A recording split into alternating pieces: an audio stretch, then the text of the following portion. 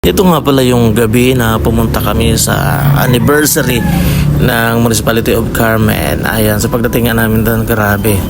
Ang saya talaga. Pinangunahan na to syempre ng Off Limits Dancers. Tapos sumunod na nga si DJ Julian. Syempre nandun din ang 602nd Liberator Band na talaga nga namang idol ng mga tao, si Idolizer tsaka si vocalista Sarah. Sobrang daming taong pumunta doon. Kung makikita nyo talaga nga namang tahimik pa sila dyan, pero makikita nyo maya maya biglang magkakagulo yan pag lumabas na si Mikey Quinto. So dyan nga naghihintay pa rin kami, at syempre nandun ang ating mahal na si Congresswoman Samantha Santos Talinyo. Maraming salamat nga pala Kong Sam, Gob Lala, tapos BG Ella at Manong Roger sa pag-invite sa amin, at VIP ticket pa talaga para makapanood ng concert nila JC De Vera, Mikey Quintos at iba pa.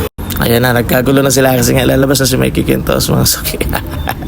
Grabe, gusto ko sana magpag siksikan, kaya lang sabi ko sa dulo na lang ako para makabidyo ko ng maayos. Kaya anong lumabas na nga siya, ayan, grabe, nagkagulo ng mga tao. So pagkatapos nga niyan, merong fireworks display, grabe, ang ganda.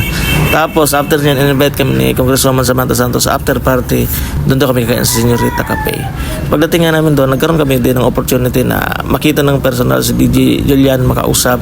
Tapos nandun din si BJ Ella. Tapos nakita rin namin pauwi na nga din si Mikey Quinto. So maraming salamat ulit, Governor Lala Talinyo Mendoza, Congresswoman Samantha Santos, Vice Governor Ila Taray, at syempre sa Mayor natin sa Carmen, si Manong Roger. Happy birthday din po.